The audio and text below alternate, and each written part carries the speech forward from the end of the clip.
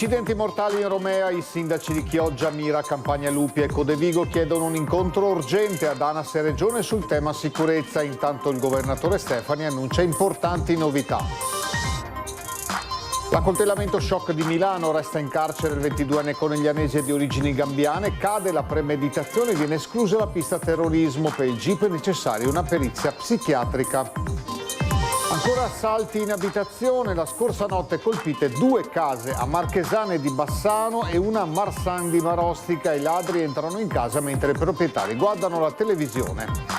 2 forse 3 mesi fuori casa è quello che aspetta 12 famiglie evacuate dal condominio di Gaiarine semidistrutto da un incendio. Sistemazione provvisoria grazie alla solidarietà di parenti e alcuni imprenditori. Dopo lo stop al taglio delle accise, prezzi dei carburanti, rapida risalita dopo il fine settimana, automobilisti infuriati, gestori dei distributori pronti allo sciopero. Torna l'allarme caldo con la terza ondata che riporta in primo piano il rischio salute. Allerta gialla sulla pianura, sulla costa del Veneto, disagio moderato su zone montane e pedemontane. In Veneto presto un'app contro le nutrie e molte specie invasive, è la nuova strategia della regione per contrastare gli ingenti danni ad argini e coltivazioni e per contenere il problema. Il capo dello Stato Mattarella fra 2 mesi di nuovo a nord-est dopo il passaggio a Venezia di giugno. Sarà l'evento conclusivo della rassegna Pordenone-Lecce. Edizione del Veneto, buonasera e ben ritrovati a questo nuovo aggiornamento e partiamo proprio dal tema delle strade insanguinate. Dopo le 3 vittime negli ultimi giorni lungo la Romea si riaccende il dibattito riguardante appunto la sicurezza delle strade, che è una delle arterie più critiche del Veneto. In merito interviene il presidente Stefani che annuncia importanti novità. Per le varianti però i tempi sembrano ancora lunghi.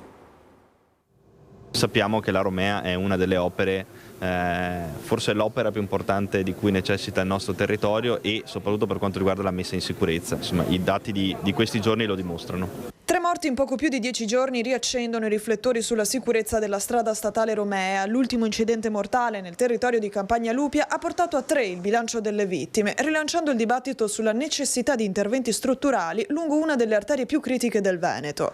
A perdere la vita nell'ultimo schianto il motociclista trevigiano Maurizio Scomparin di 62 anni. Ancora in ospedale la passeggera che era con lui. 2 giorni prima, sabato 4 luglio, era morto il 34enne Andrea Favaro, residente a Mira, anche lui in sella a una moto lungo il tratto padovano della statale.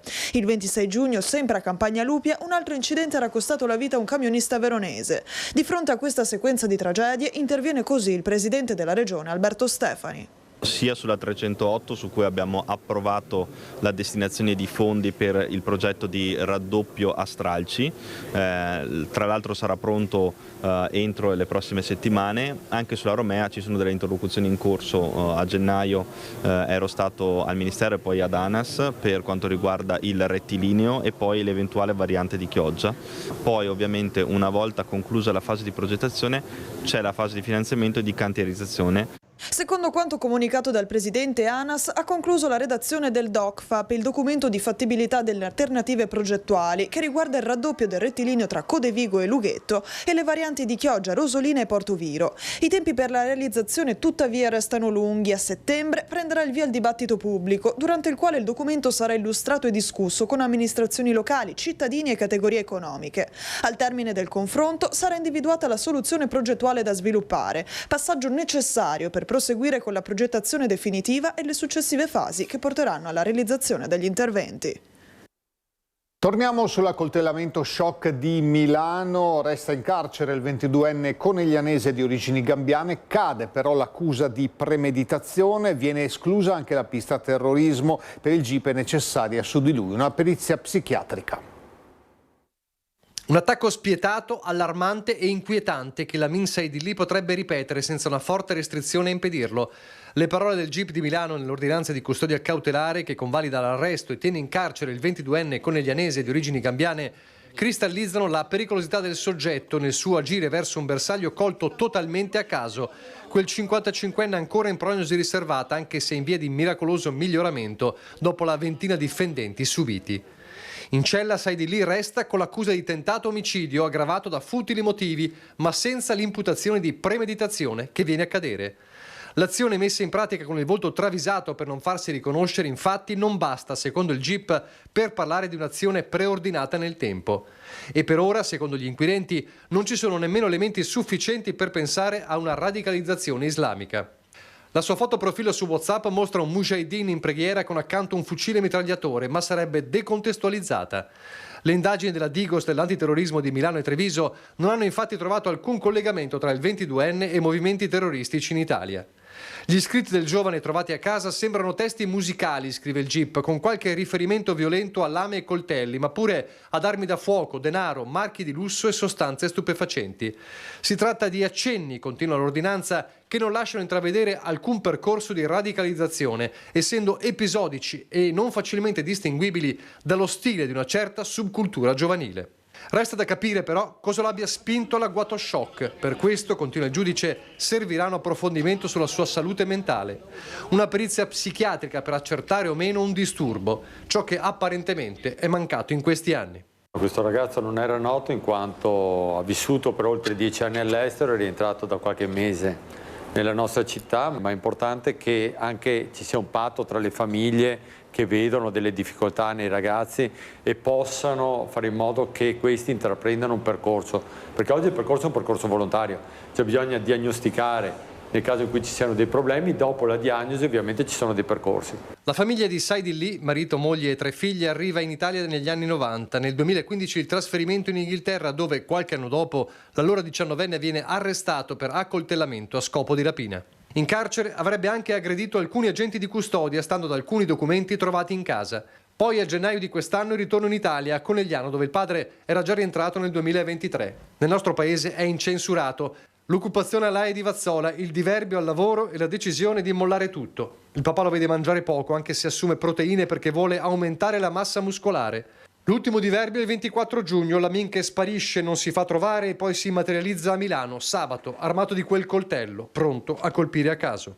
Rischiamo di avere delle bombe ad orologeria sul territorio perché queste persone ovviamente sono difficili da intercettare e spesso le famiglie, anche per una sorta di dignità, tendono a nascondere determinati problemi. Ecco, io l'invito che farei è dire a tutti che i problemi psichiatrici sono come altri tipi di problemi. Io penso che una riapertura dei manicomi oggi sia una cosa anacronistica, però che si possano trovare dei percorsi importanti e soprattutto delle situazioni protette che permettano a queste persone di vivere al meglio e di fare in modo che anche le loro famiglie vivano in una maniera più serena, sicuramente è una cosa su cui dobbiamo ragionare in maniera seria e approfondita. Con la cronaca torniamo anche oggi nel Vicentino, in particolare nel Bassanese, ancora assalti in abitazione, colpite la scorsa notte 2 case a Marchesane, frazione di Bassano, e una a Marsan di Marostica. Ladri ancora in azione, sempre più spregiudicati, hanno colpito per l'ennesima volta incuranti della presenza di persone. Siamo a Marsan di Marostica, dove i malviventi almeno in 3 si sono introdotti nell'abitazione della famiglia di Roberto Ferraro. Hanno agito mentre in casa c'erano marito, moglie e un figlio che stavano guardando la televisione, ognuno in una stanza diversa, e non a notte fonda, perché non erano neanche le 22:30. A un certo punto la moglie ha sentito come un piccolo tonfo, ed è partita a visionare, è andata verso le camere a visionare, e in quel frangente ha visto tutto sottosopra in camera, il figlio che stava guardando, aveva anche la finestra aperta e ha guardato all'esterno e ha visto uno uscire, saltare dalla finestra, è saltato verso il giardino e si è deleguato. Secondo Ferraro i ladri si sono arrampicati e sono entrati dalla finestra di una camera lasciata socchiusa per il caldo. Quanto l'hanno portato via? A me hanno fatto pulizia del portafoglio, mi hanno portato via sui 300-350 euro. L'orologio, quello sì, era un orologio che costoso abbastanza. Fa male, dà fastidio e fa rabbia vedere una cosa del genere, soprattutto pensare che potevate davvero... Entrare in casa e capire che questi qua molto probabilmente, come si sente sempre dire, cioè sanno che non pagano niente e quindi sono sfacciati, se ne fregano altamente. Roberto Ferraro ha denunciato il furto ai carabinieri e forse sono gli stessi ladri che di lì a qualche ora hanno colpito in almeno altre 2 case a pochissima distanza a Marchesane e gli stessi che stanno seminando il panico un po' in tutto il comprensorio. Anche a Marchesani i proprietari erano in casa, che dormivano. Una situazione che sta diventando davvero ingestibile, intollerabile. La gente spaventata, arrabbiata e stanca. Tu non puoi mettergli le mani addosso, no. Dire la verità, io se me li trovo di fronte un certo peso ce l'ho e qualcosa li faccio. Questo è poco ma sicuro. Per fortuna però non vi siete incrociati. No. Ieri pomeriggio un incendio ha semidistrutto un condominio a Gaiarine in provincia di Treviso, 12 le famiglie evacuate, alcune hanno trovato sistemazione presso parenti o presso imprenditori, ma l'attesa per tornare dentro sarà lunga. Pieno d'acqua alla cucina, ma solamente di rimbalzo. Oggi era già un po' meglio, ieri ce n'era tanta di più. Da basso cantina e garage sono allagati, ma pazienza, non abbiamo niente di che, insomma. Anche perché solo 3 stanze, c'è solo la cucina che è messa un po' male. Certo. Ieri è riuscita a uscire subito, immagino. Sì, l'hanno chiamata, è uscita subito, dopo mi ha avvisato, siamo venuti qua, tutti fuori, dopo loro l'hanno mandato a casa e sono stata qua a riunioni, non riunioni, sentire, capire, fino a ieri sera tardi. Rimane un avvenimento brutto. Dov'eri quando è successo?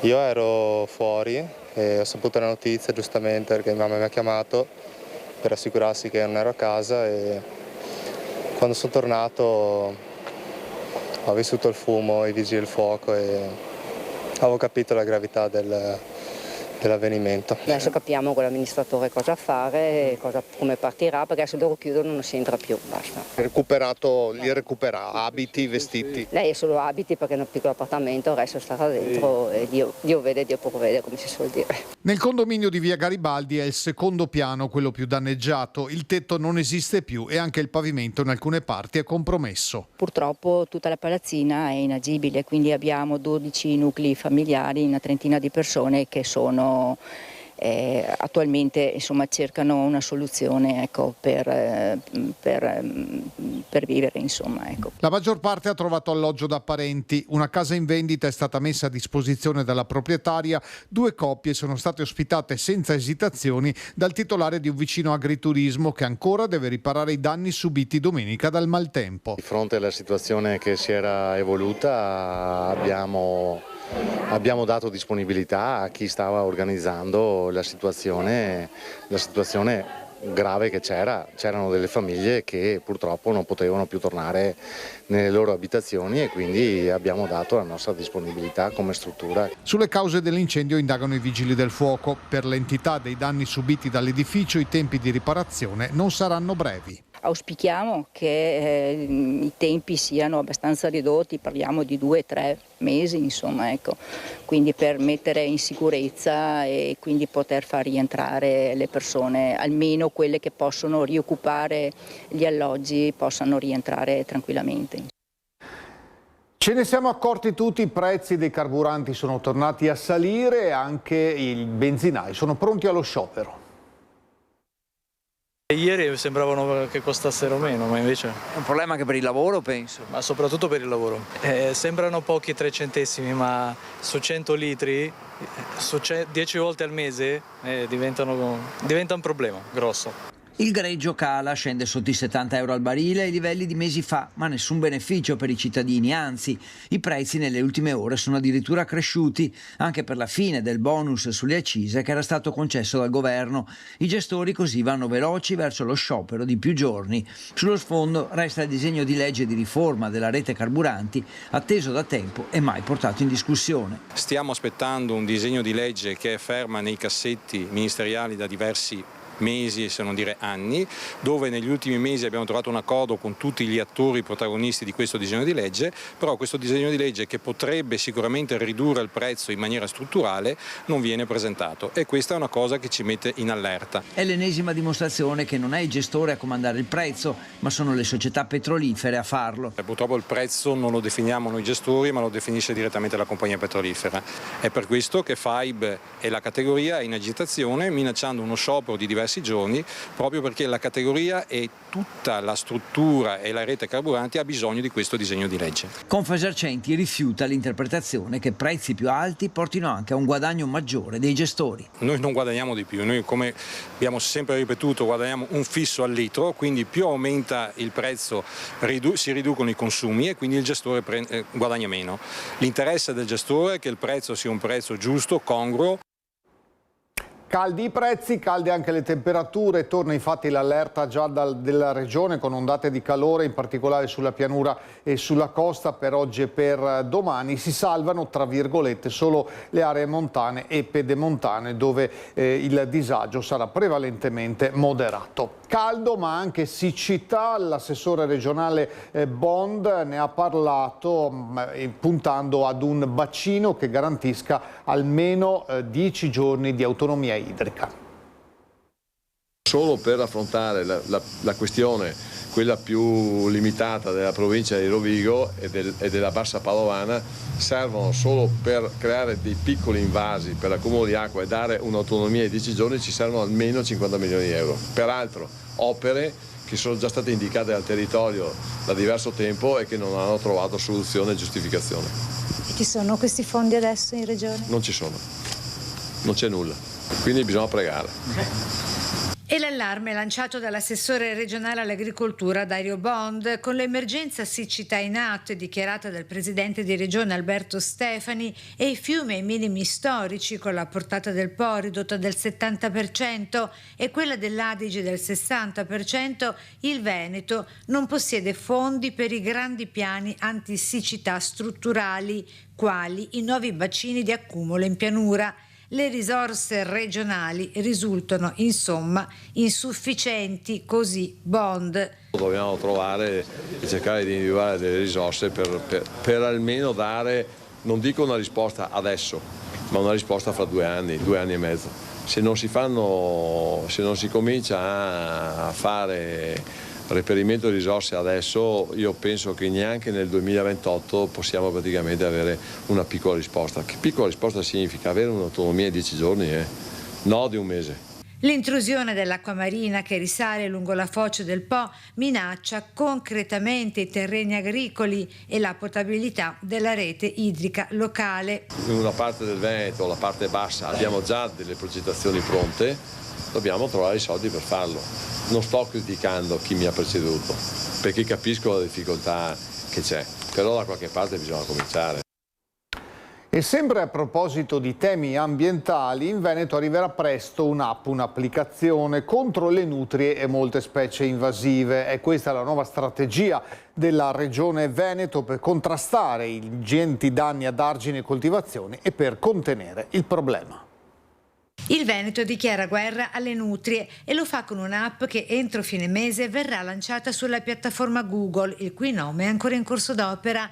180 milioni spesi in questi ultimi 10 anni per abbattere annualmente circa 60.000 capi rispetto al 1 milione stimato nella nostra regione, con la conta dei danni che ammonta a oltre 800 milioni di euro. L'abbattimento per 50 chilometri sui 5.000 abitati dal roditore vede annualmente 5.000 persone impiegate tra cacciatori e agricoltori. Purtroppo le nutrie causano danni non solo all'agricoltura ma anche a tutti i corsi d'acqua, ai quelli che sono gli argini e quindi di conseguenza può arrecare veramente danno soprattutto quando ci sono le piene. 660.000 euro i fondi stanziati dalla Regione nella convenzione con i consorzi di bonifica, brevemente AMBI, per creare la filiera per il rimborso spese pari a 3 euro a nutria per chi provveda ad abbatterla e gestirne lo smaltimento della carcassa, secondo direttive veterinarie. Credo che sia un'operazione importante che va nella direzione giusta, cercando di risolvere un problema, ripeto, sia delle imprese agricole sia dei consorzi di bonifica, ma poi che si riflette direttamente sulla sicurezza del cittadino. La nutria, conosciuta anche con il nome commerciale di castorino, è un roditore di origine sudamericano, diverso dal rat musqué, cioè il topo muschiato, originario invece del Nord America.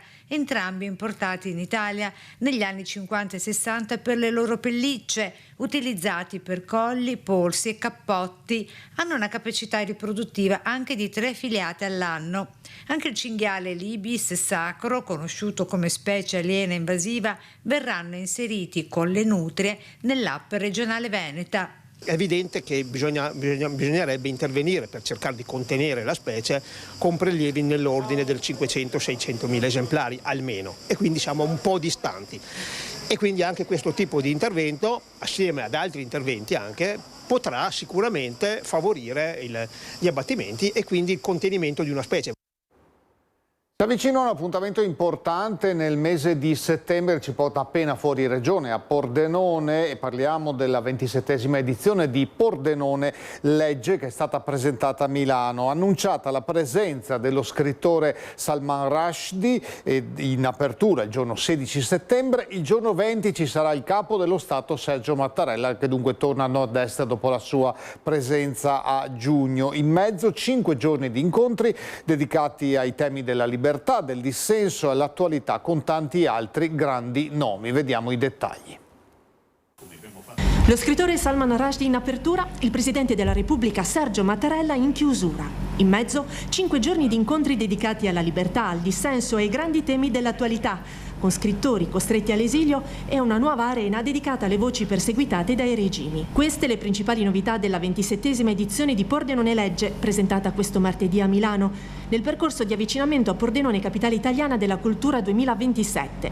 Dal 16 al 20 settembre il festival proporrà oltre 650 ospiti internazionali, 350 eventi e 50 sedi tra Pordenone e il Friuli Venezia Giulia. Quest'anno il Presidente sarà alla conclusione, il 20 di settembre, la conclusione di Pordenone Legge, una giornata straordinaria, come l'esordio sarà una giornata straordinaria perché apriremo questa rassegna mercoledì 16 con Salman Rushdie, un perseguitato in ragione della sua libertà di pensiero e di scrittura, un uomo che ha subito una fatua ancora vigente e che ha subito un attentato a Londra pochi anni fa e sarà l'unica presenza in Europa quest'anno proprio durante Pordenone Legge. In merito alla presenza al festival del Presidente della Repubblica Sergio Mattarella, il suo intervento live, ha spiegato Agrusti, sarà trasmesso in molte piazze della città perché migliaia di cittadini e cittadine possano ascoltarlo.